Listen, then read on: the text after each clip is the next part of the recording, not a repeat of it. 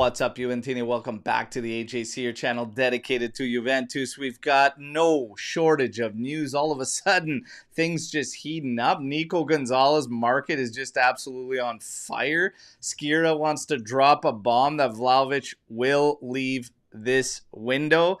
That's a spicy one. I wonder if he's going to end up having to delete that tweet too. We'll find out, but yeah, and all the while, Sancho seems closer to Roma, so are we losing targets? Do we care about it? Are we going to be maybe short at a position? We'll see. And Elkan, all of a sudden, ready to do something with that variable bond. Almost like somebody has been on a podcast for weeks on end saying, hey, boys, some money is right there to help the cause. Strange how things work out, eh? But we're going to cover it all. We're going to have some fun. And this one's going to be a lot of Storm the Barn focus show where you, the AJC Army, drops in and kind of controls it. Because we were supposed to do that midweek, but man, there's been a lot to tackle, and that one had a full slate. So we're going to have some fun today. We got Trim. We got Omer with me. Trim, how you doing, brother? Good morning, boys. Omar, Al, you guys are not fighting as you were on that live midweek, which was a great argument, that, by the way. We needed that. It was great. So, but no. Shockwaves. Good morning to everybody in the chat. We're going to send shockwaves with this one. Let's go. Let's get it going. Omer, how's it going, buddy? Yeah. Good morning, fellas. Good morning, chat. Nice to be here as always. Let's rock it. Got a lot to cover as always. Oh, yeah, a lot to cover. Say what's up to everybody in the Army. Dan, Swarit, Bogdan, Michael G, Cugino Eddie, Swarit, Footfax, YT, Apex, Calvin Jones. Great to see all of you. All right, reminder, everybody, drop a like. Subscribe to the channel if you're new here. It's your one-stop shop for everything Juventus. All right, so let's rock and roll. Where do you even start? Because there's quite a bit picking up all over the place right now, and seemed like things were going to be dragging on. All of a sudden, Nico Gonzalez has a hot market, and it seems like Atletico Madrid is pushing to close a move, apparently according to Simeone's request for the player. I don't think it doesn't seem anybody really, as far as the fans, are broken up about saying goodbye to Nico Gonzalez. If you go out and say goodbye there, the big question mark is seemingly what the priority is going to be. Jadon Sancho, closer to Roma. And fans are saying, oh my God, we are losing our top target. I literally had zero effect reading that Roma is close to Sancho now. Like, it literally affected me not a single bit. You know, that perfect little gif on X that I always use. Looks like the beginning of the movie, and then in comes the text, no one cares. I couldn't care less. All right. Priority, Kolo Muani. Do you agree Nico goes? Wrap up the Kolo deal? Omer? Yeah. Wrap 100%. Up Kolo. Yeah. First of all, I think Atletico would be a good destination for Nico Gonzalez. Simeone likes some Argentinians in his team. He has like 5 right now. They also bought Raspadori. They're actually an interesting team this season. I might follow them a bit more.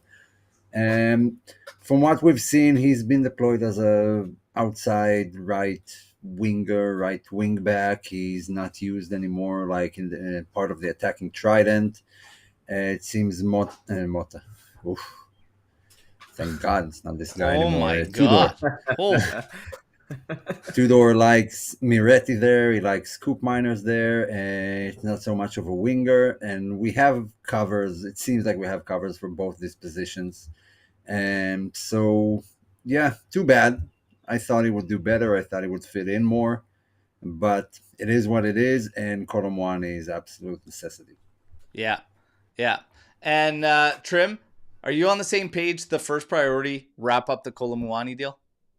Yeah, most definitely. I think Kolo is the obvious choice to wrap that up because it seems like it's so close. But to kind of think of it in a different way, or kind of a counterpoint would be, I wonder if Juve almost just knows that, like, maybe because we've been hearing rumors that the deal might have been already done and they've just been kind of waiting to try to say some goodbye. So once this is done, like, it's pretty much like in the bag, they've agreed to something like a gentleman's agreement. So I wonder if they have that in the back pocket and they do kind of try to focus somewhere else. Like, obviously, I'm reading the comments in the chat. People are saying, you need to go after another center back. So does that open the door to maybe looking at trying to secure Vega back and bringing Vega back? I've mentioned that in previous shows that I want to get him back in there. But I think, you wrap up Kolo and then you go from there. You take care of your business that's at hand and you've already got it kind of in the bag. I'm going to... Big thanks to Shatterstar, obviously, super chat, much appreciated. To be fair to Kamoli, you're just brought in, so your first solution can't be to go to your boss, ask for more money. Had to try other options. That comment about Elkan stepping in with the variable bond that was already put in has nothing to do with Kamoli, my friend. It's about Elkan being at the top and having this in place, and it's about Elkan actually helping the person that is acting as the current sporting director until they hire one. It's not the other way around. When we say you need to take care of that bond that was already put in and utilize it sooner rather than later, that's not against Kamoli. That's against Elkan. We talked about it in that match against Juve Next Gen.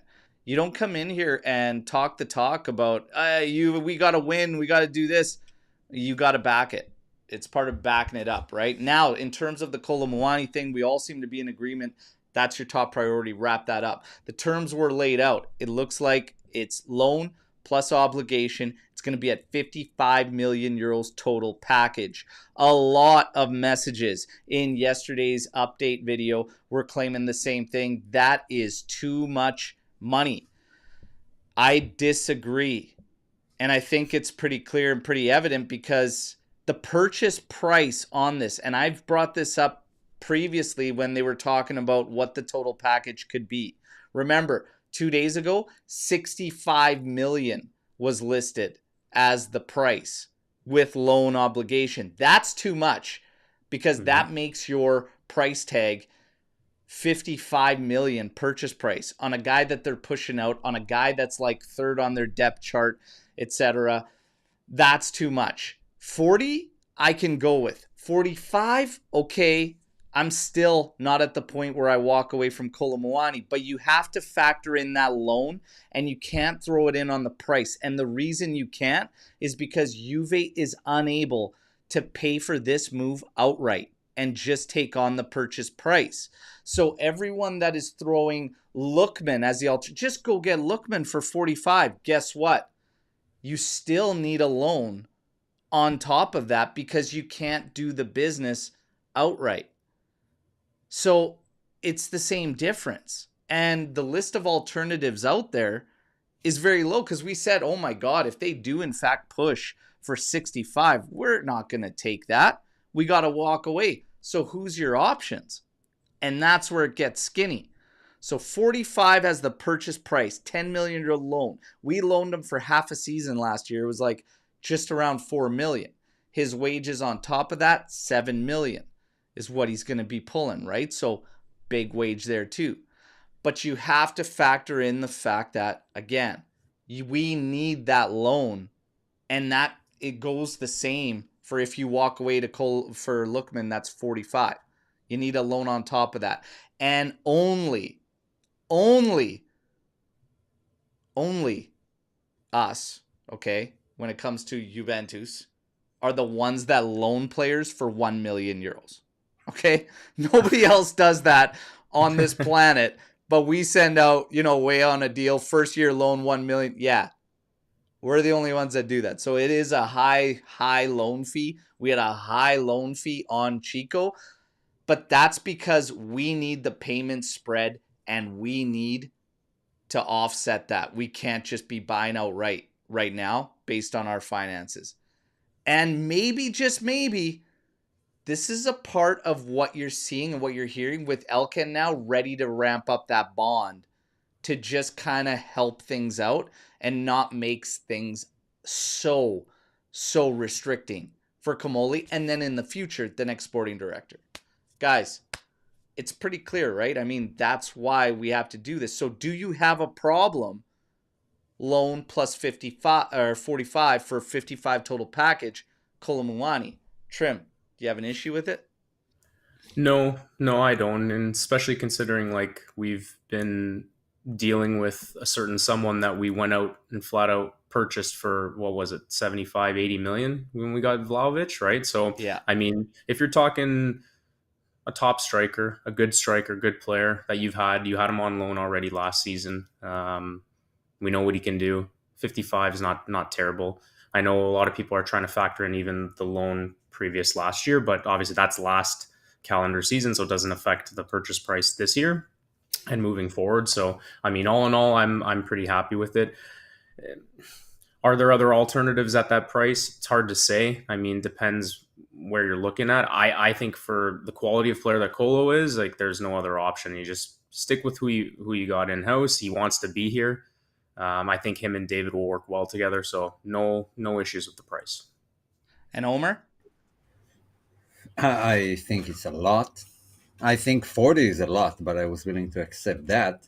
And not because he's not good enough, because he's surplus the requirement in Paris Yeah. Saint-Germain. Hmm. But I do get that the only leverage we have here is the player's will. So he rejected like half the Premier League. And besides that, I mean, obviously Paris can ask for whatever they want, and that's what they want. I do think Kolo is essential, and if he's not an option, then we're very skinny. And it's Yeah. coming close to the end of the market. If you want to take someone off a team, it'll cost you. So either way, it's going to cost us, and there are no cheap solutions. So it is what it is. Fine. 55, another striker with a high wage attached to him. Let's see if he can pull it off the way Vlahovic didn't. And here's another one of those things. So Nico going and us losing Sancho, him losing Sancho, him going to Roma, etc.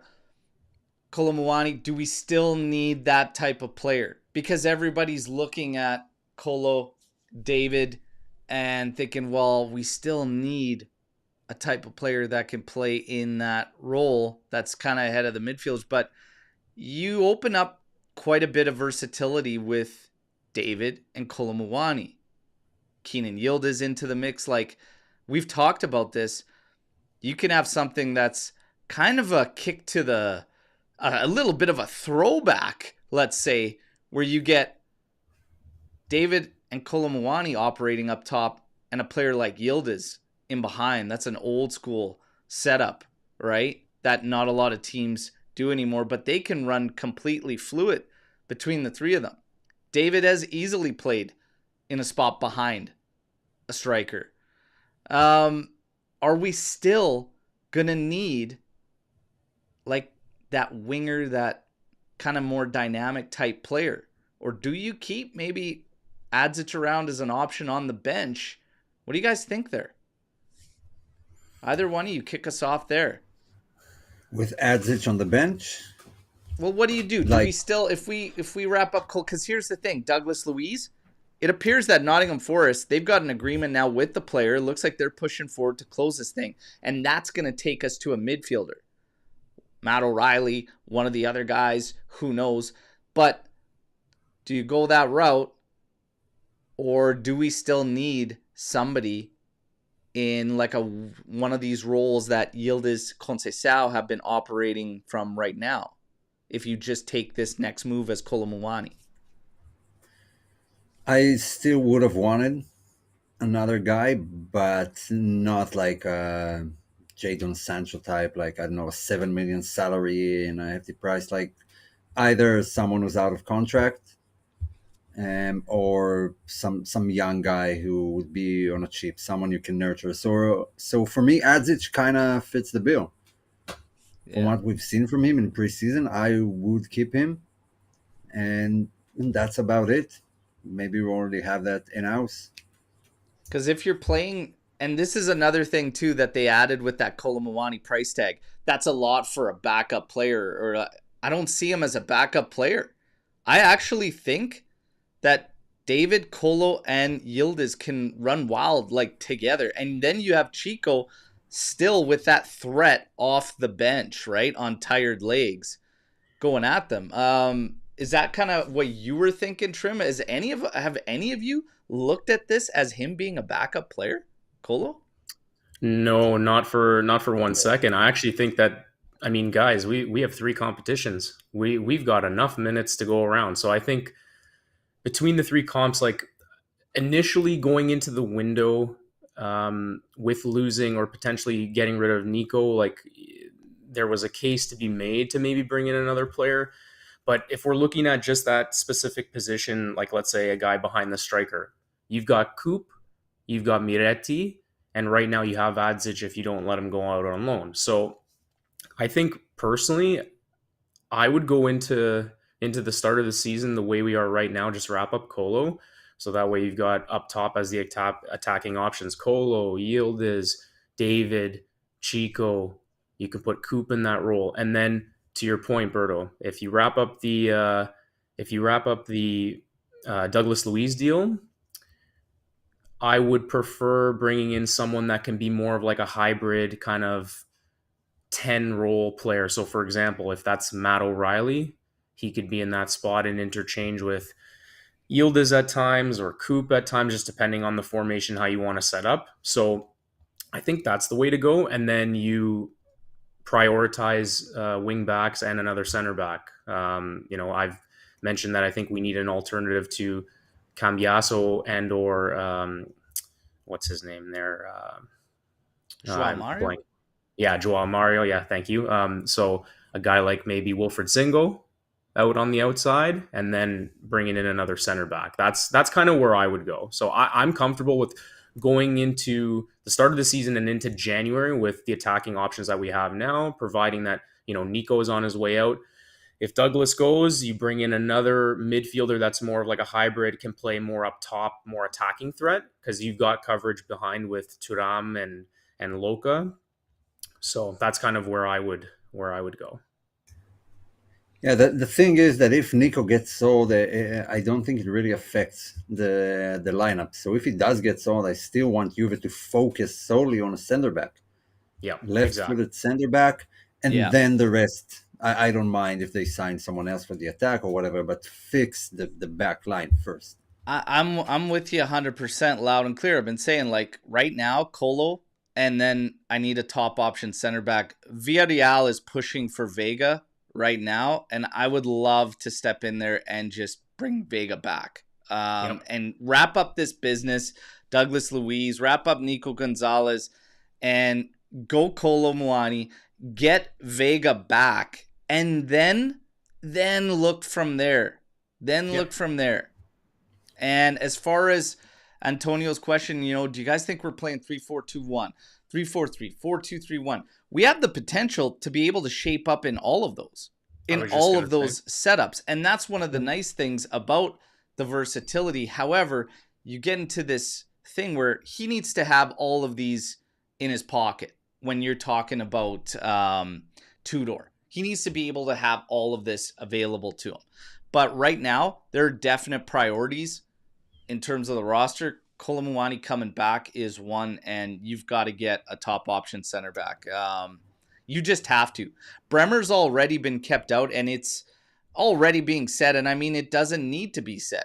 We all know this guy is coming back from a major injury, and he's your main guy. So you need a top guy. When we look at Vega and what he did last season, he stepped in admirably when he came in from the loan, and he had an impact that I don't think anybody predicted.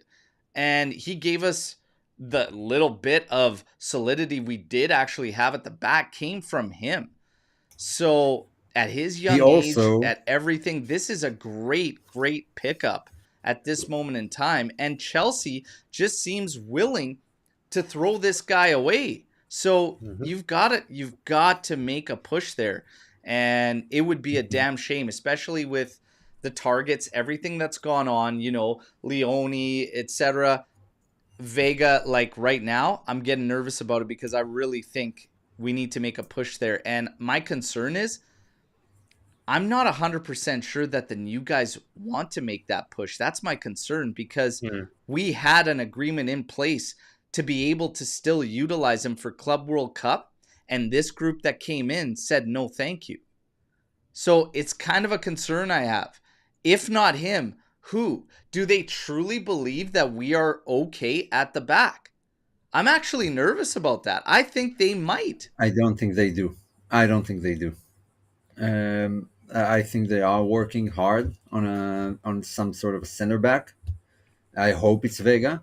I think he's one of the guys who Bremer's presence can really elevate, because we did see him play for Juve mostly as the centerpiece of this trio. And with Bremer, he'll move to the left, seems a bit more natural, and what we're kind of missing. So I really want them to go for him since the other options are not available anymore. But if they fail to sail someone from the back line, then yeah, we might be looking at what we have right now going into the season. Yeah. From a depth perspective too, it could start to get a little dicey. But Savona seems to be a guy that is going to be seen as surplus. So to me, that's them thinking that they don't see him as a center back, and they see him as an outside player, and that's why they see him as a surplus. And I think they're gonna make a move there, and I think they're gonna say goodbye to Savona. If I take a guess, Savona, Luis, and Nico are probably rolling. Miretti, I believe, is going to stay. I believe he's going to stay. So we've been hearing that, obviously, gap between Napoli and Juventus, and Napoli's not budging. Good. Thank you. Especially 12 plus 2? Napoli, are you serious? Come on. 12 million plus 2 in both. Get out of here. Get out of here. Anyways, it's going to be interesting to see how this whole thing plays out. But Kolo Muani coming up, and then moving from there, I think is the right play. People don't go nuts over Sancho. Don't worry about it. I see way too many people worrying about Jadon Sancho and Roma. Let Roma make that mistake, okay? Let Roma make that mistake. Man, they almost made a mistake with Kone, getting ready to move him to. I was like, why would you do that? That came out of nowhere. And then all of a sudden it was like, oh yeah, Roma calls it off, and I'm like, okay, so Roma did locate their brains. Yeah. Jesus. Center of the project all of a sudden. Yeah, but they are going to sign Leon Bailey, which I think is actually a very good signing, better than Sancho. Yeah, he's a good player. I like him. He's a good player. He's a mutt. I mean, yeah, he's a good player. He's a good player. Okay, Storm the Barn. We got one coming in from Tuna. Let's rock. And you guys, reminder, this one's about you. We can go past, we could go present. Juve, we're going to go all over the place now. Kind of got some basis out of there. Assuming Kolo, David, and O'Reilly all start, who gets benched out of our current guys? O'Reilly has stated in the past he's best utilized as a number 8 box-to-box.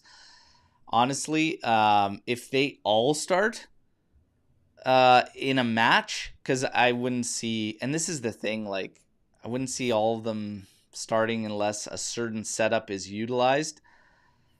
But I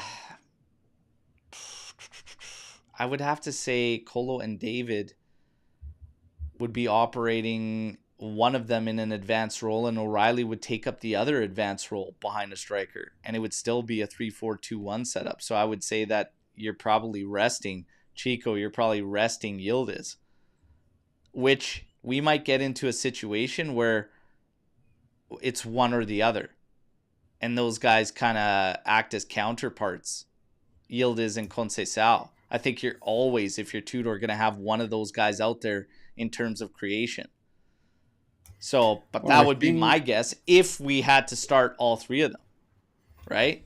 Well, my thing with it right now with starting lineups in general is that I don't feel like almost any team has a set starting lineup because of the amount of games. You kind of always have to play what you have. So in a given game, like if we get, I don't know, Man City in the Champions League, you'll start your best players who are available, who didn't play in the weekend. Or if you have like an Inter coming up, like the Saturday afterwards, then you'll save some of the guys. So it feels like most coaches kind of rotate depending on the game. I can't tell you what's Real Madrid best starting 11, or Barcelona, or Man City for that matter. So I don't think it's going to be an issue, and I don't think you have to start anyone you buy because they'll get enough playing time as it is. Yeah. In a 4-3-3, Kolo Muani could shift out as a winger. Mm-hmm. And you can use Yep. O'Reilly as one of your three midfielders, right? O'Reilly could play as one of the advanced, Kolo as the other advanced, David as the other advanced. I mean, you could do a million things, right? Yeah, in a 4-3-3, you're not sitting anybody because you could still have Thuram, you could still have Locatelli, you got O'Reilly there, you've got David up top, or David up top, Kolo Muani as a winger. I mean, you don't have to technically sit anybody to make that work, right? So, trim. Yeah, it's just more flexibility, I mean, really. Yeah, even like you can do a 3-4-1-2 with O'Reilly as the one behind Kolo and David up top, and you still utilize your two double pivot and the four behind or in front of the defense, right? So there's going to be a lot of versatility. I think you guys touched on it. It's going to be dependent on game by game and what you got coming up in the schedule. And I mean, part of it too is, the season hasn't even started yet. So we have to see these guys on the field to truly see, or Tudor has to see these guys in training to see, like, during scrimmages, like, what lineup works best at what players and what certain times, and which teams are we actually facing? Are we playing a low block? Are we playing a team that's more open at the back? Like, that's going to all depend. But I think just the versatility of having David, like I said, and even if O'Reilly comes in, like, you're going to have this versatility with guys that can play as a number 10, or you can play the two striker and one guy behind. So lots of versatility. That's the main thing with this club this year. And I'm going to go into this here with the whole Kolo Muani thing and all this playing out and everything. We got to talk about, maybe this gives Juve that ability to make that push for what you see here. The quote, Vlahovic will leave this window, from Skira. The plan is, priority is Kolo Muani getting in, and I think it helps them with that push too. And maybe it is coming down the pipeline. Maybe they were waiting for that all along to get him in and be like, dude, you're out. Like, you're not playing, etc. Risky business to let it run so late, but maybe that's the case. But Nico Skira throwing it out there yesterday. Will he end up deleting that tweet? I mean, that's happened where these journals come out, they make these bold claims, and then after they end up going back, you try and find that tweet, can't find it anymore. Yeah, it's because they delete them. But he's claiming he is leaving, and he's leaving this window. For me right now, it's like, I've said a million times, you can't go into this year with him. Like, you just can't. It's going to be toxic. It's broken. I actually feel like he's doing a lot of what he's doing right now out of spite. I've been very vocal about my feelings about him and playing victim and doing all this. Like, it's nonsense. You flat out just haven't delivered anywhere near to the tune of where we put you at. And you're brought in to be a focal point. It's a flop of epic proportions. And the majority of it, because it's not always all on the players, but the majority of this one really is with this guy. So there's little sympathy from me when it comes to Vlahovic. And Nico Skira, yeah, I hope you're right, and I hope he does leave this window, because getting those wages off the books is massive. But again, Vlahovic is not accepting anything, and there's like not even any talks going. He's rejected a team 2 weeks ago out of the Premier League. So now all of a sudden, for Skira to throw this one out, that's big. That's big. Like, I don't know what he's getting. I don't know where it's come from. I mean, the word on the street, anything I've gotten from guys is that he's staying. Like, he's camped out, and this is like a full-on spite mission now. So I don't know. I don't know what Skira knows, whatever. It's weird that he just threw that out there with no detail. Let's see. The question, one of the Storm Bars, where's Dusan going to go? I don't care. Be flat out honest. I don't. You know what I did? I started to look things up, everybody, and I was like, I figured out prices on hyperbaric chambers, because I was thinking maybe we could drop one at J Medical, okay? And we could say we need you to take a session in the hyperbaric chamber after this, and I was thinking we could run a GoFundMe. We could lock that bastard down and strap that thing into a rocket ship and launch that thing to the moon, okay? Seriously, looking up hyperbaric chambers, ways to trap this guy and just launch him out of here. I don't care where he goes, Sweaty. I literally do not care. But I don't know. Something's got to give. The only logical option I see is some Saudi club coming in, because they'll be the ones to pay him the salary. He already rejected a big salary from Saudi. But it doesn't seem like it's going to happen. I think he'll get the Rabiot treatment. He'll find himself in a mid-table club somewhere else, because he'll figure out when his contract is up that no one's going to pay him that salary, so he's dragging it out. And it seems not like a Chiesa case, like a Rabiot case.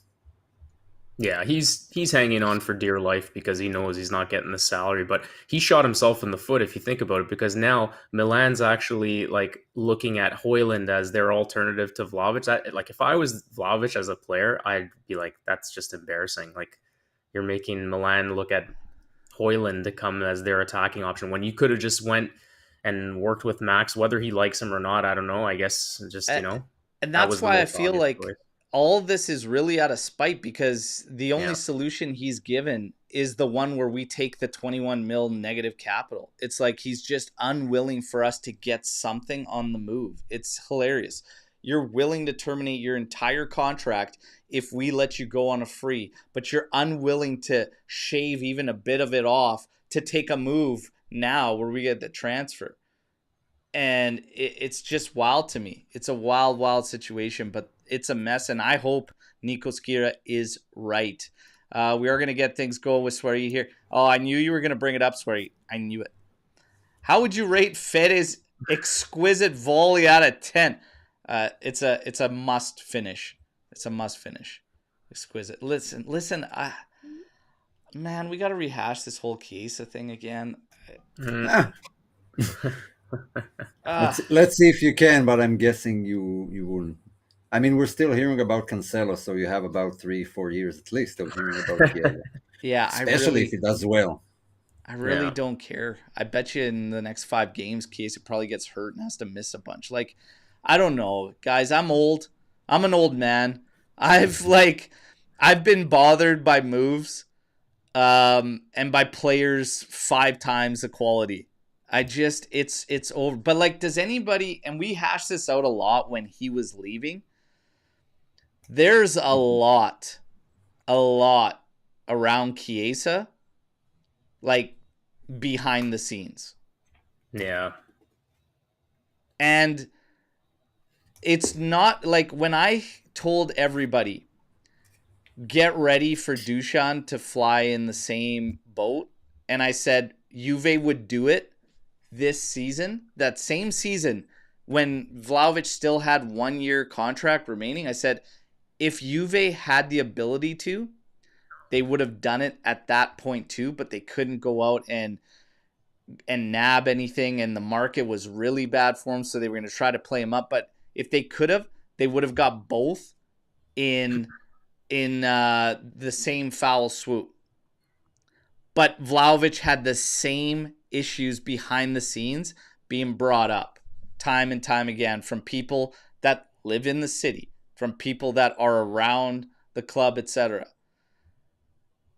It's one of those things. It's kind of different circumstances, different issues that are the issues, but Douglas Luiz has had a lot of the same shit that's followed him. Thiago Giallo has had a lot of the same shit that's followed him out on his loans and stuff. There's just unpopular opinion. He's more going to to it. be something we like this season. What's that? Giallo is going to be something we like this season. Maybe. Unpopular opinion. Maybe. I said that was a low-cost flyer. We picked him up for nothing, man. Yeah. If he comes anywhere close to finding the Lille form, would have been fine. Like, Giallo doesn't really bother me much. Kostic coming back is like, wow. We're at this point now where you've seen that, and it's like, okay, you're going to be coming off rotation, etc. Mhm. But I'm telling you right now, like, there's a case of Pepto-Bismol put aside for me at Rexall over here because I'm going to have to pick that Yeah. up because I'm going to need that. Then it's 2025-26 season, and Kostic is getting called in. But I think the kicker there is Cabal. Like, where will he play? And that would affect Kostic. That would affect Kelly. That might affect their decision to sign a left center back. I don't know what they have planned for him. Tudor has barely seen him play, only in training. If Cabal manages to click in with everyone and he is going to be a substitute to Cambiaso, then you'll see a lot less of Kostic, I guess. And we don't know what we're going to get. But that will be later on in the season. It'll take some time. and now I guess we should answer the question, what do you think of it? Out of 10, it's a must finish. I mean, smack dab center, come on. Yeah, I was just gonna add, like, you know, I saw the highlight.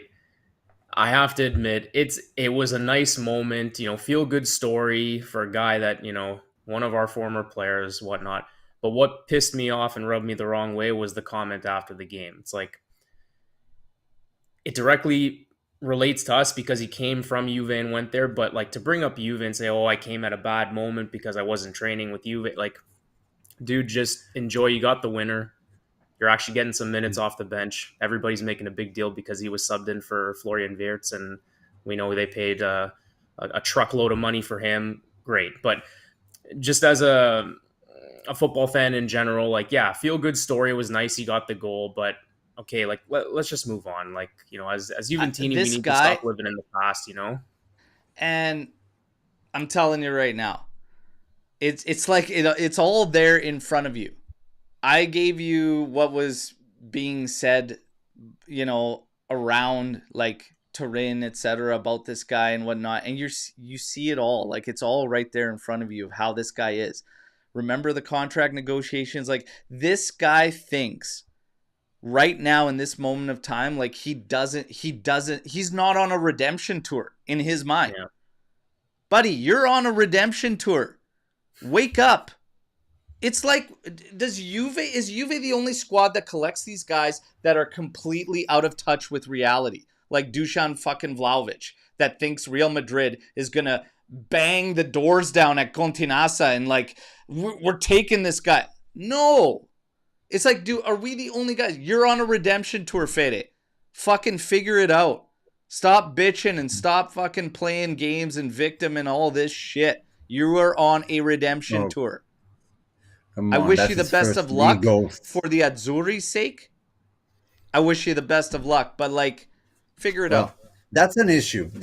Can I bring it up? Yeah. Some of the players we thought were going to be the leading characters are now rotational players in some English clubs, and it's becoming a real issue. Like, from all the guys that moved there, Tonali is the only one who actually is a starter for his team. Even Calafiori, that we built on, not getting the minutes, and Chiesa, bench player, first goal since last season when he moved there, first league goal, and those were supposed to be the guys. Now Donnarumma is apparently without a club yet, and those are the guys that should take you into the World Cup.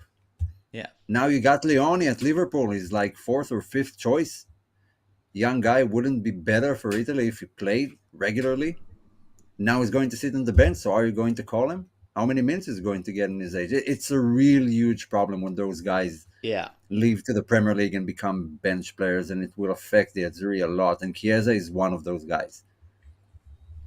Yeah, it's like I said, I hope the best for him for the sake of the Azzurri, but my God, I mean, when you're talking about the personality and everything like that, that's what became the issue. This guy, even when he was with us, when he was coming back from his knee injury, the guy kept talking about best player in the world, like best winger in the world. Like, dude, you're far removed from that. You're coming back from a major injury. Like, you have to regain that. It's not just there. Then he had that year, and we had to hear from everybody that it was a positional thing.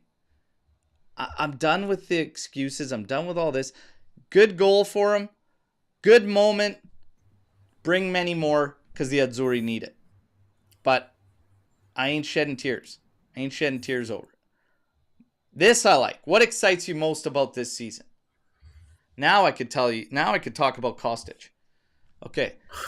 Oh, Trim, what you've excites been you waiting. most about this season, Trim? I will get Omer's. So if we're talking just Juve, I'm gonna say Jonathan David as a Canadian, great player, top player in my opinion.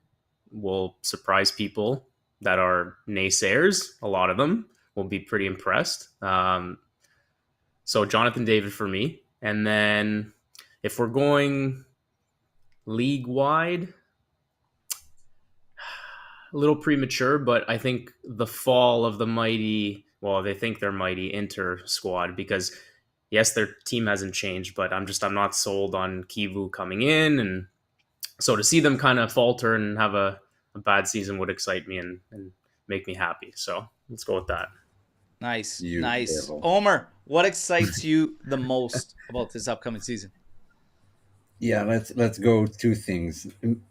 Player wise, I want to say Yildiz, I want to say Chico, David, and Kolo. So let's just call it the front line. The front line Attack. for me, if it does click, it's mouth watering. I mean, I'm really expecting to see those guys. I think there's good profiles there with good age on all of them. And if it does work out, it could be good for a few seasons. Looking forward. And in general, everyone is counting out Juve because of last season, and they kept a lot of the same players. And we had like the Opta gave us some stats on predictions and who's going to win. And Atalanta and Roma are above Juve. They gave Juve like 7.5% of winning it. And I think we're all going to I don't want to say shock, but surprise everyone. I think Juve are going to be better than we expect them to be, better than anyone expect them to be. But that's maybe some wishful thinking, but I really hope that's the case. Yeah. What excites me the most about honestly just the new season in general, moving on. But I'm kind of like in this different setup in terms of frame of mind, because I've been preaching for a while that despite all the nonsense, despite all of the bullshit, despite all of our frustrations, we had enough points in hand last season to actually take that bitch home. And we didn't. We didn't get it done. But now, like, for me, one of the biggest excitements is Bremer back. And having that guy back, if we can actually have him back and healthy throughout this season, it bodes well. This guy is the best center back in Serie A. Period. Yep. Not even close. My biggest excitement is having him back, because I think everything, and I always said it, like, it is a big impact on everything forward. I never gave Motta that outlet, though, because he was doing so many other things wrong. And that's why I would not give him that out that fans tried to give him. Figure it out. But with Bremer there, everybody can cheat that extra bit with the pressure he has, the confidence he has, that he brings the line forward, etc. Our attack, we start winning the ball back early, pinning teams back, these guys will cook. So Bremer's the biggest excitement for me, is having this guy back. We don't have a replacement. We didn't have a replacement last year. We don't have a replacement this year either. Like, that's the reality. So But that's it's hard to why, have a for replacement. me, make that signing and have it, and then you're even stronger while he's in the lineup.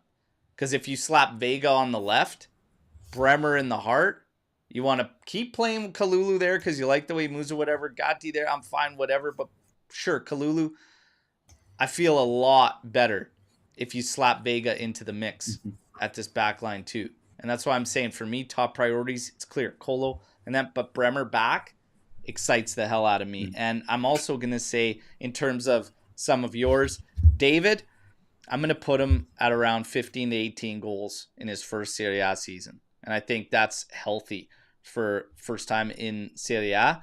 I would not be surprised if he hits 20. And that's a bold statement, but I wouldn't be surprised if he hits 20. Agree. Yildiz, this is the season where the clown shows out there that are talking about this guy in a manner like he ain't nothing special, no big thing, like good player.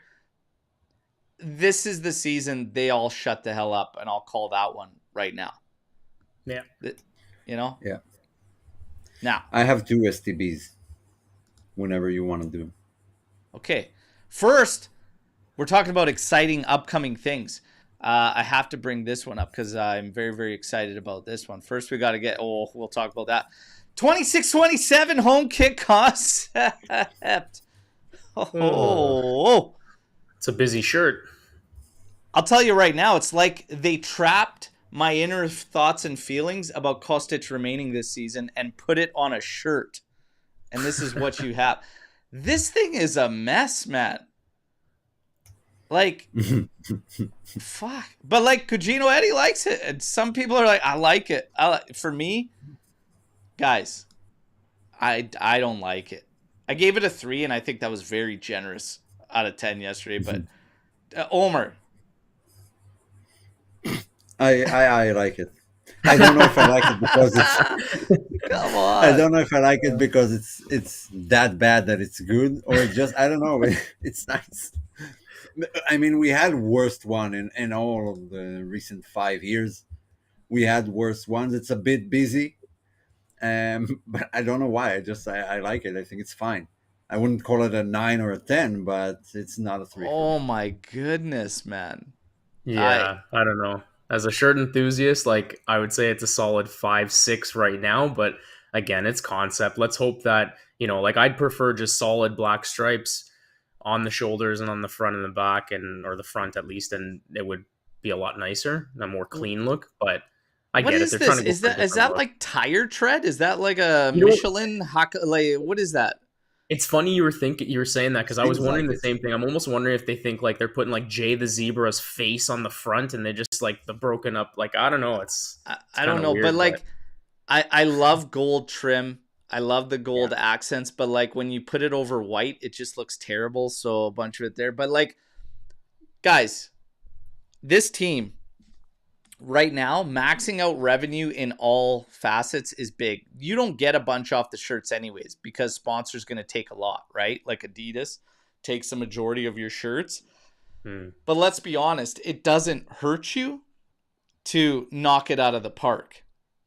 The blueprint is laid for Juve fans, okay? The blueprint is laid. And it's simple. Classic home shirt. Classic, clean, simple, beautiful, elegant, classy. Throw one retro kit in there with a retro styling. Use that as your third or whatever, okay? The logo, such as this, like, I mean, this shit sold like hotcakes, right? Just something like that. With your away, that's where you can kind of have a touch to Turin or Juve, but you can get a little creative with your away. All right? That's your blueprint. That's your blueprint. That's your seller. Maximize revenue in all facets. Getting wild with the home kits. And I mean, look, sadly, they missed with the whole Vialli line, because I think that they actually thought that stuff was going to just rip out of there, but they missed the mark. They'll be easily able to get rid of it when the Olympics are on or something and people are looking for Team Sweden gear, because they can easily mistake it for that, but they missed the mark. It's the reality. They missed the mark. With the kits, my God, the blueprint is laid there. And if you want to get crazy, you want to add some 4th kit, add 5th kit. God damn it, you had Napoli put 14 out one year. You want to get crazy? You want to, like, Adidas is like, oh, we got to, like, do streetwear style, whatever. Do a 4th, do a 5th, do a 6th. I don't care. But let's ramp up the revenue. Let's keep the shit going. And if the team plays in this thing, my God, you'd think they were going to a nightclub trying to challenge the boss of Ibiza there one night wearing these things. I don't know what they're going to do with this kit. Now, before Omer stormed the barn, we go back to the graphics, because you saw it.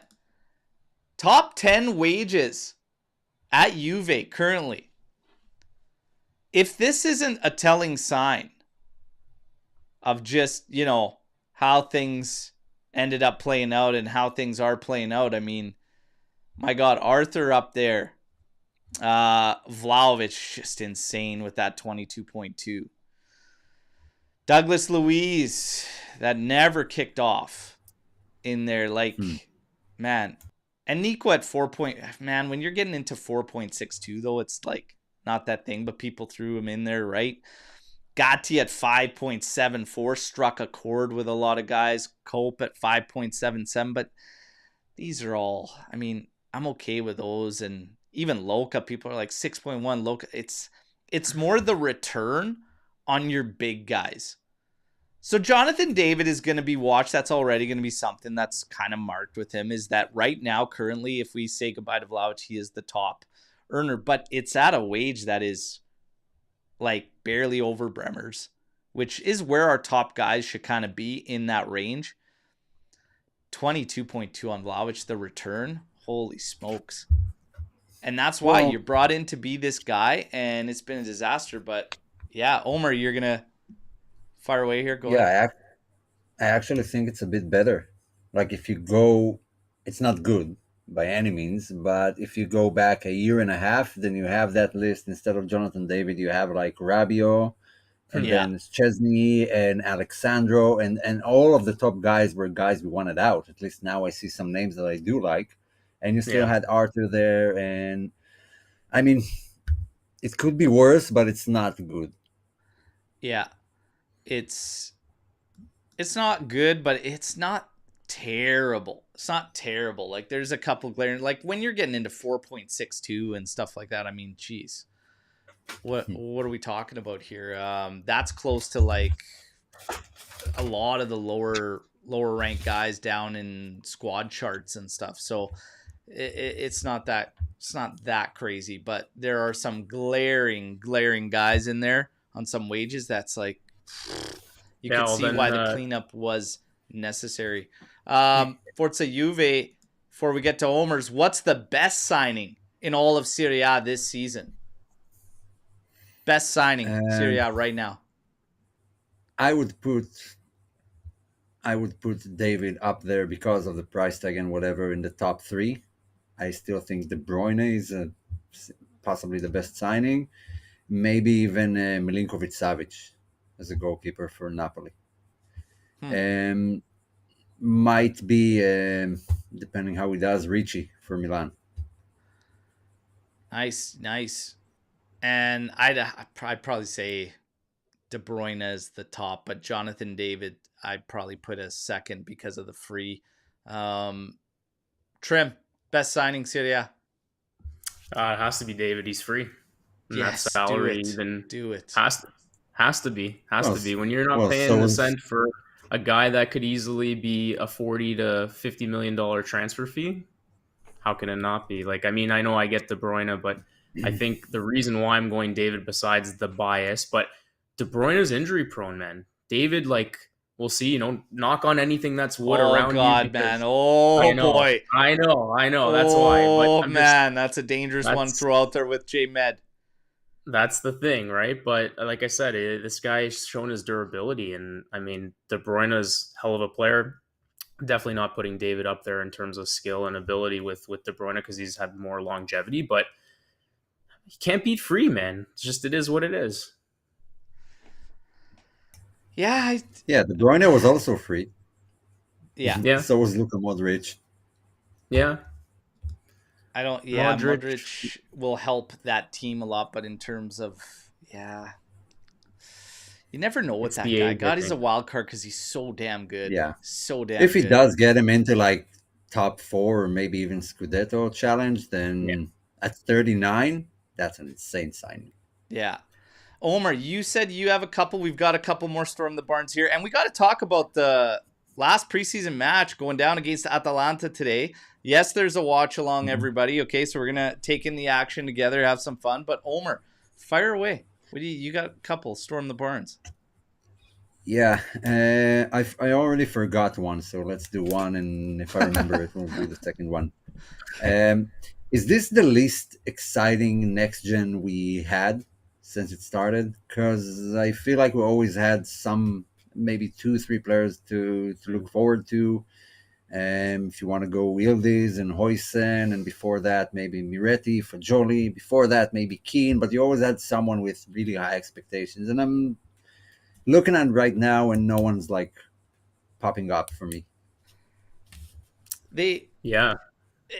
I think a lot of it has to do with coverage too, in terms of the media and hyping guys up and stuff. But there are guys that are in there, but we brought this up a few shows ago. Like when Tognozzi was around, it felt like it was just like, holy smokes, man! Like he just landed another highly touted kid, and here's another, and everybody's like, hey, watch out for these guys.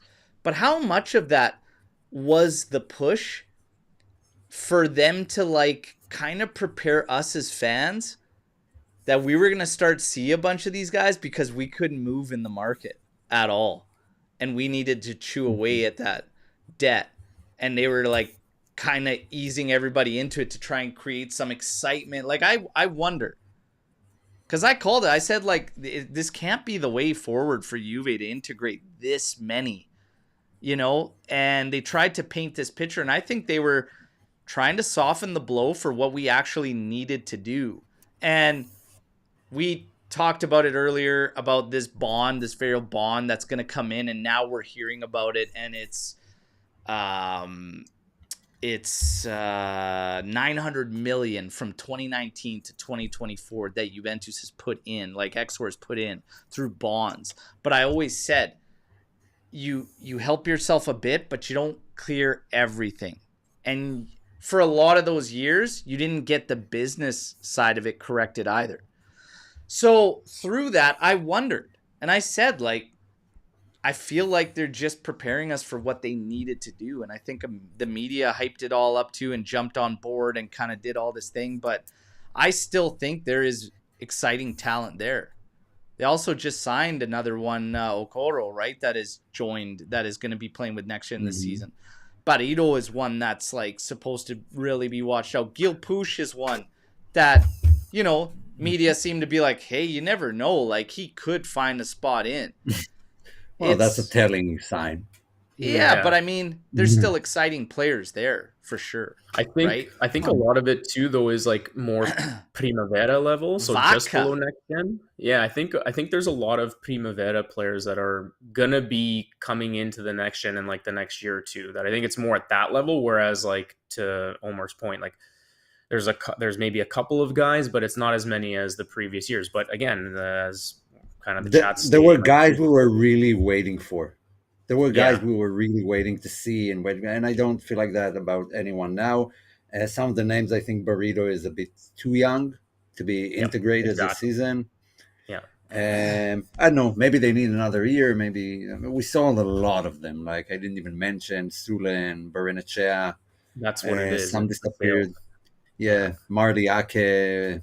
They talk great about him. But a lot of them, when you see them, they needed to go out on a loan anyways. Oh, absolutely. And that's my point is like Juve still, no matter how we slice it, whether we have 10 or 15 of these kids down there that we're all excited about, I mean, at the end of the day, only the elite should be coming in. Otherwise, we're turning into like what? We're going to be one of the stepping stone clubs in these other leagues where they're feeders. So it's like, I don't know. We kind of are. Well, I think Serie A is starting to become feeders as a whole. Yes. Oh, the league in general. The league in general is becoming feeders because we can't. It's not starting. We're not working together. Everybody wants to step on each other's toes and just bring each other down, that nobody's willing to work with one another. And it's like there's this... It's funny because if I look at the relationship between Juventus and Fiorentina per se, or Juventus and Roma, and yes, I'm going to use the fans into this because it's this perception that from their side, we're rivals. And from our side, it's like, we don't give a fuck. Like, no, we are not. We are not, right? But that mentality comes into the business side of things. Whereas these teams need to realize their roles in the grand scheme of things. These are teams that have never cared about, I'm not going to say have never cared about like where they stand, where they line, and chasing. That's not true. But it's like they need to understand the role in the grand scheme of things and in the league and whatever. And if you're going to be saying goodbye to a player anyways and whatnot, you have to realize that, hey, I could still do the same. Maybe I won't do as well as getting rid of them outside of the league, but Juve has been at the forefront for so long, and even De Laurentiis, as much of a dipshit as he is, has even said everybody has picked from the Juventus tree over the years, especially through the decade of dominance when all these other clubs couldn't sort their shit out, and we were signing top guys and we were keeping them in the league. We were bringing in Ronaldo, etc. For everybody feeds off that. We couldn't, the league couldn't because of COVID. But the truth is, they have to all figure this out. And they're not gonna, because they all have this thing that we got to make life miserable for Juve, whatever. And now I'm at the point too where it's like, Juve, make life miserable for them, give it right back, and we might as well drag this motherfucker down. Might as well burn this fucker to the ground. It's already at that point. I think I remembered my second question. Perfect. You ready? That will be a quick one. Sorry to be so doom and gloom. The last banter era started in 2006-07 and ended in 2011-12. The last time we won the title was in 2020. And if this season doesn't go well, will that be a bigger banter era than the previous one? Or is the previous one just flat out the worst? No, the previous one for me. Based on names too, like players we brought in and stuff, I think like we've had better squads, better players that were brought in during this not so good run, right? Well, the problem was the same problem. Like the management was just shit. We did buy some great players. We did have some players who were supposed to be great. The coach choices were bad. I mean, the Ranieri years were not that bad. We were far out of it through that period there. Whereas here, it's like I said, as much as shit shows last year was, you had enough points in hand through those games that we coughed up. It's like, it doesn't feel anywhere near as, I'm going to say the first one. You can make a case for similarities, but like similarities between the two in terms of like maybe roster, like you said, Omer, managers. But I think like just the overall feel, I think it felt worse back then than it does now. Well, because it started with a bang. It started with the and losing all your team. Yeah, maybe that's why it feels worse. But it's been a long time since you've won a Scudetto. Too long. You'll be a longer winless run for as far as the Scudetto goes, like this year, if we don't take it, whatever. But it doesn't just feel as worse. Like, I feel you were further back then. Like 2011-12 was, remember how shocked that was? Like how out of nowhere it felt, even with some good pickups. You had excitement over a new coach coming in that had ties to the club. You had obviously Agnelli stepping in and whatnot. Like, it was, everything about it was exciting and whatnot, but it was a complete shock. But those times in football felt easier to come back from, like a banter. It seems harder now to catch up with whoever, maybe the Premier League and maybe the rest of Serie A. Maybe the rest of Serie A. I don't know. I don't know. I disagree. I feel we were further away then. Like, nobody's running away with it in Serie A this season. Like, I still don't think, as good as Napoli has worked in the mercato, that they're going to run away with it. I don't know. And we had like what, 2 7th place finishes, or a 7th and a a couple 7th places. And this run we've only had one 7th place finish, but that was also because of the minus 15 points, right? So that was a little bit like circumstances, but no, it's a fair kind of question. And again, I can see similarities, but I think overall it's been different this time around. Whereas, like, to your point, it started off with a bang in 06, and that was for stuff unforeseen, right? So we do have some action today against Atalanta. We're going to take a look at that. There's a few storm the barns we're just going to machine gun through. Calvin's got his on Vlahovic getting booed. Thoughts, and I think just as Vlahovic has the right to see out the contract, fans have the right to voice their opinion. We spoke in great length about it right after it happened. We kind of all came to the consensus that it's ugly to see. You never want to see it. But I mean, you got to acknowledge that he's got a part in it too. And he's not willing to work with the team, and it's going to highlight everything. And he's a player that is on massive salary that already has criticism. When you start not accepting moves, you want to take your right to keep your contract and stay. Everything's under the microscope, all that more. So when he misses in that game, yeah, they're going to jeer you, buddy. So he's a victim of the circumstances, but he's not a victim at all. That's basically what we come down to. Yeah. If we want a center back, we need Renato Vega. I'm down. I think everybody here, we talked about him earlier. Bring him back. Bring him across the board. Yeah. Bring him back. What are we doing here? Let's go. Kelly was going to take this afternoon tea, but he had no tea at home. So he asked Federico, I can't even, what? Yo, Fede got tea. Oh my God. That's got to be an instant red with a 2-game suspension, 2-match ban. Yeah, that's a red. Straight red 2-match ban. Second half. That's a red. Concede a goal on a penalty.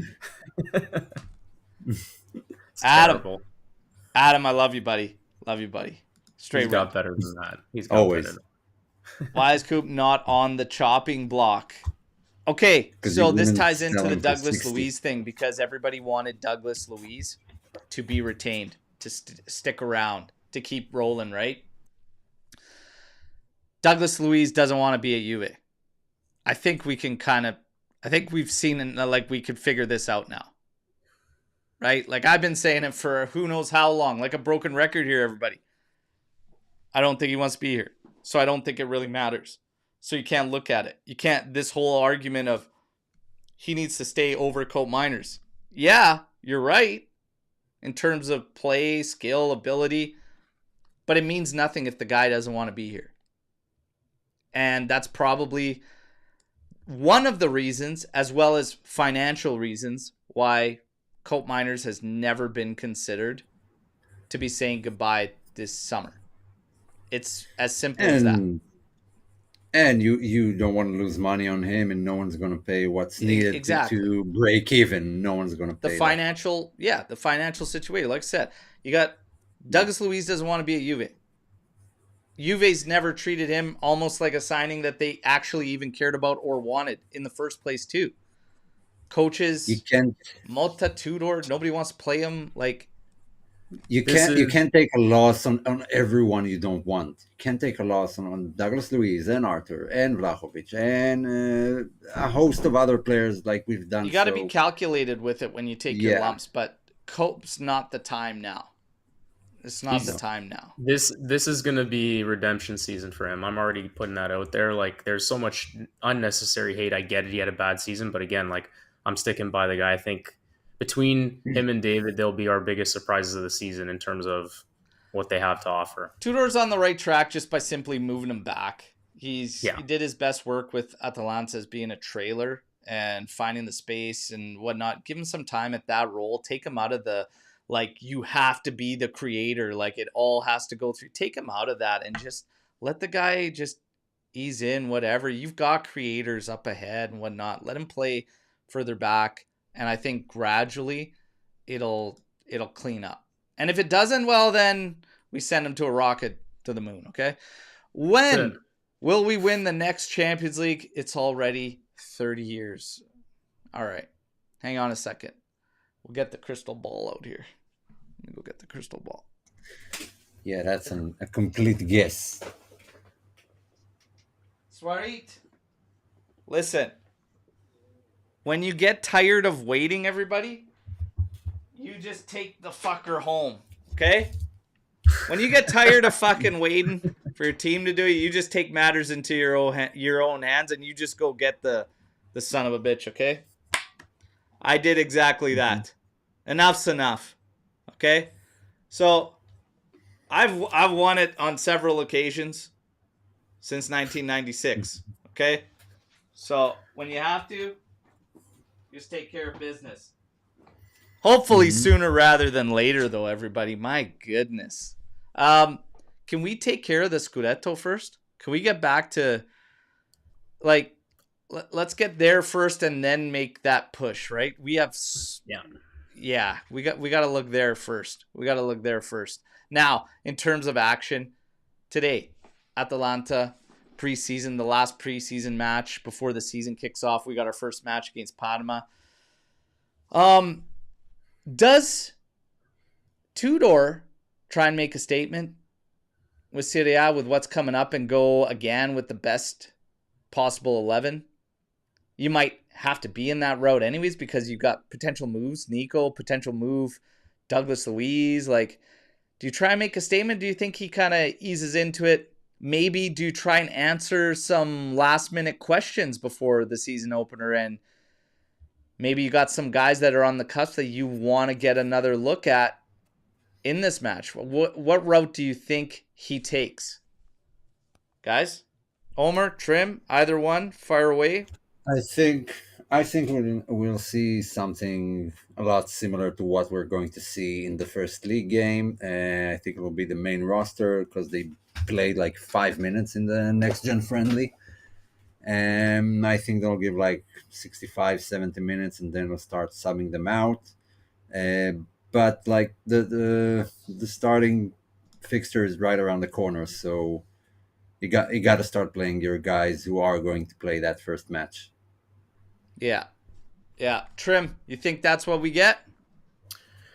It's more of like I hope that's what he does. Is I think it's, you gotta start ramping up for the season. So yeah, I would go with like your starting lineup, your starting 11 that you think you're gonna go with from match day one.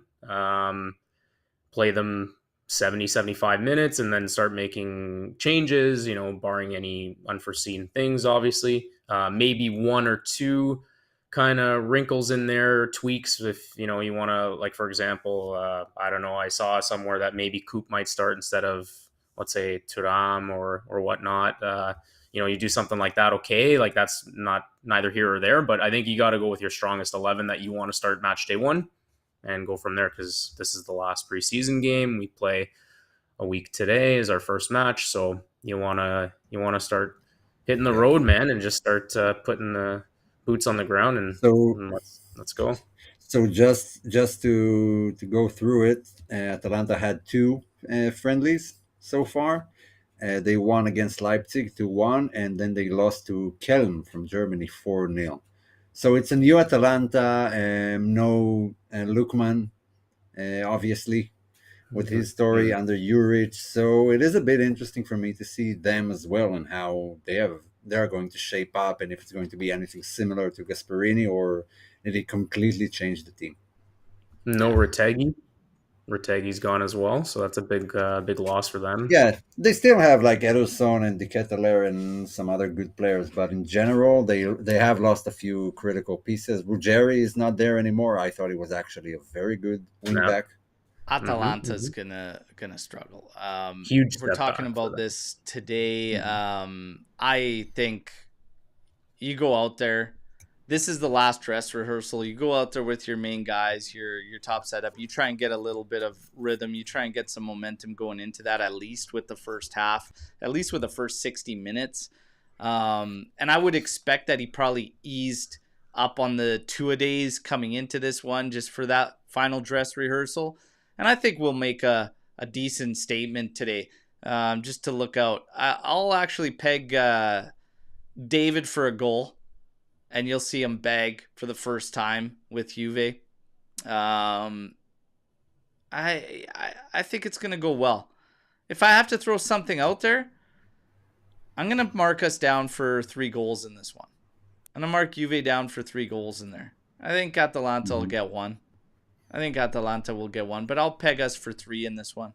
Let's go with a nice little 3-1. And for Mitch there, watch along. Yes, there is a watch along. 20 minutes before kickoff, we will reconvene, have some fun, go through it all. As far as lineups too, we haven't seen anything. I think, Omer, you saw one projected lineup that pretty much told the story that it was going to be all the regulars, right? So Yeah. The only exception is Coop Miner is ahead of Turan, but that was from Sport. It wasn't from Albanese or whatever, so I don't know how Yeah. credible it is. So And we'll Kelly, wait and see obviously, for ahead that. of But Gatti. Tuna saying would like to see a Turam goal or Joao Mario goal. I'm just, I'm excited for. I'm actually excited for Joao Mario. I'm actually excited for him to play and everything. I still think the I hate getting rid of guys for nothing. So that was the thing. That was the thing. I hated getting rid of Costa for next to nothing in profit, 800K or something like that. And we were still linked with fullbacks. We're still kind of linked with fullbacks, but we'll see. We'll see. Trim, what do you expect today? Give us a shout. I called for a David goal. Scoreline. Let's go. Let's go with a nice 2-0. Keep it different from you. I liked your shout for the 3 goals, and I still think we'll concede one because I think our back line is, working out the kinks. Kelly on that left side is still little, little worrisome, but I'll go 2-0 just to keep it different. Goal right. scorers. Let's go with Yildiz to get one, and I think David's saving it for the season. So I'm not going to go David. Surprise. Let's go Chico and Yildiz. Chico and Yildiz. Omer, you want to make a call for today's game? I liked Juventus through preseason more often than not. I like the defense. I think they were very compact when they were defending. I like Jonathan David dropping a lot deeper than Vlahovic does or Milik to help come out of it. So I did like what I see from Juve. I think they're going to win it. My guess would be like 2-1. All right. There you go. We got Shatterstar with a 3-1 Juve. Nanda coming in, maybe 1-1.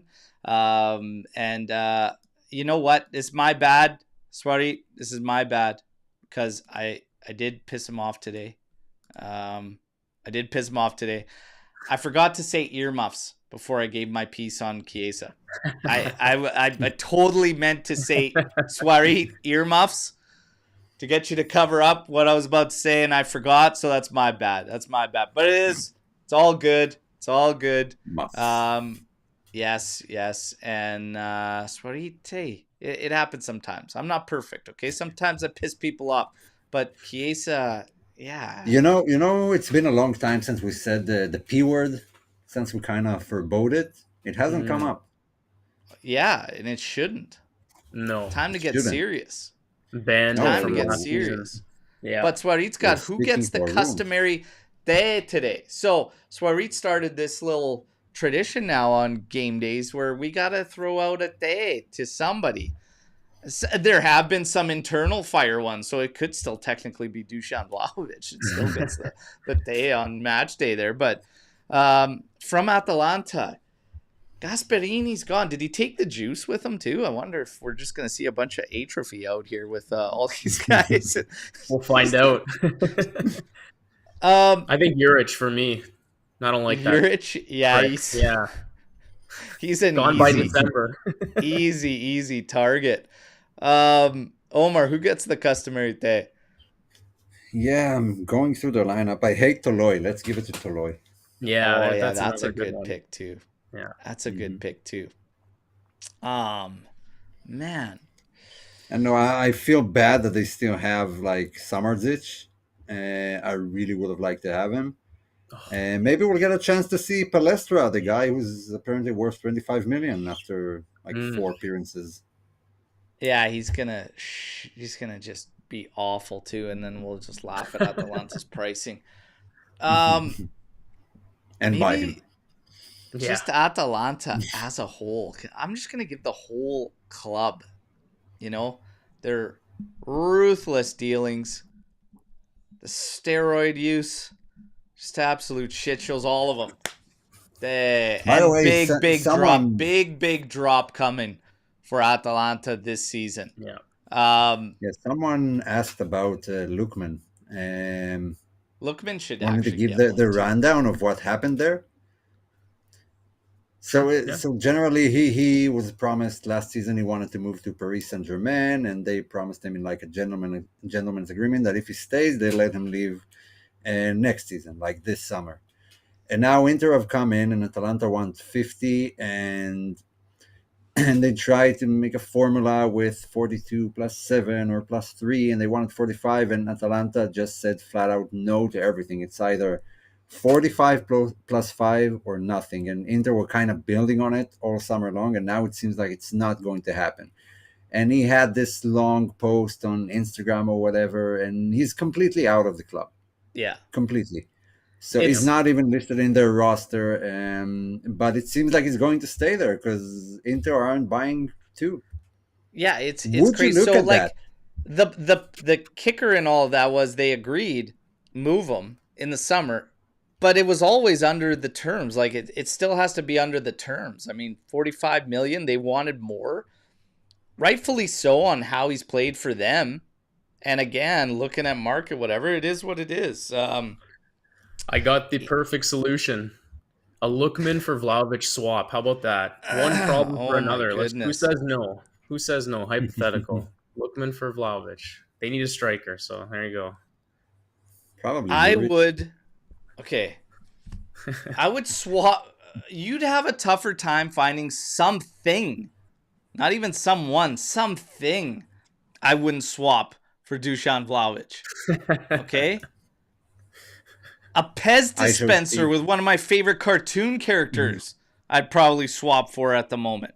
The second Would he you goes take there, he I shall starts growing a speed? horn out of his head, Vlahovic. 'Cause By he the way, starts taking the juice. Pez dispensers, elite. Elite. Old Yeah. school, timeless classic, still rocking. All right? Yeah. We should get AJC Brilliant Pez design. dispensers. Characters from the Oh, panel. there you go. What about some Jeez. lighters? What about the smoking community? We're feeling left out. Lighters? Like what? AJC Zippos? Oh, Skanga's absolutely. face, just like with the eyebrow raised, like that would be one. Skanga, By the way, Skanga Trim, would you probably be a missed set out of on the tank top. crutches. Skanga crutches for AJC merch. Mhm. Yeah. What did I miss out on, Omer? What was that? The tank top. Oh, You had like I an know. But homage no, for me a few episodes ago with Sev, and now you're coming in dressed like you're going to play Atalanta tonight. I'm Man. getting a lot of flack from the community apparently, so I got to put I got to cover it up, make it classy. So, but next time we're on together, Man. definitely, Man. yeah. Skanga custom wheelchair drop. Jesus. Like a custom neat. What about A a knee sign- Will brace? be a wheelchair signed giveaway. tank top. Yeah. Oh, Yeah. I would sign whatever you want me to sign. The AJC AJC tank. Zippo would be generational. You know what? Zippos. By Everyone the way, loves a good Zippo, man. I have a Zippo collection. All of them I got as presents, but I've got a lot of them. So an agency one would be sick. That to add is to sick. that collection. Well, I I think I even have a huge one, like this I think size, and it works. they've Nice. spoken. We also there is some. There's one cool Wait a piece of second. Jonathan David merch coming out to our spot here pretty soon. Thank you to everybody who has looked at the merch and everything. There's something for everybody there. I mean, geez, we got something for everybody in there. I'm going to take a quick look at the news too before we're getting ready to wrap up. Then we're going to reconvene for the watch along. Matt O'Reilly sought to be the replacement for Douglas Luiz. 24-year-old Matt O'Reilly.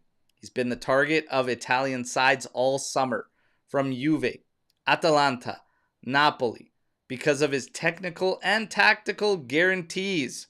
In fact, Giuntoli tried to bring him in 2 different times during his tenure at Juve. Because of this, O'Reilly's agent and father were at the Continassa between March and April to speak with the former director of sport at Juventus. Is it kind of weird that a lot of the targets are the same? Is that kind of weird, or Teams? like Juve in general? Like, we made the switch, Giuntoli left, but a lot of the targets all remained, or do you? And this ties into my point that I don't believe it's ever a one-man show, and it Yeah. just can't be a one-man show. And Kamoli probably playing it cool too, coming in and being like, you know what? Let's slow things down. We're not going to rock the boat. Let's work off of where you were. And then probably did his own evaluations versus the guys that they were looking at as a group. But it is kind of weird when it's like a lot of them are just the same, right? But is what it is. Omer, what did you just do? You just went and grabbed. Yeah, I couldn't find it. I need to look for it more. Next time, Somewhere in next the time. house. You got everybody hyped up, and then. Well, because you're about to wrap up, so I didn't have a lot of time. But if you're still talking, okay, fine, I'll take the yellow. Time wasting. That's bullshit, ref. Yeah. Oh, descent? Yellow, second yellow, straight red.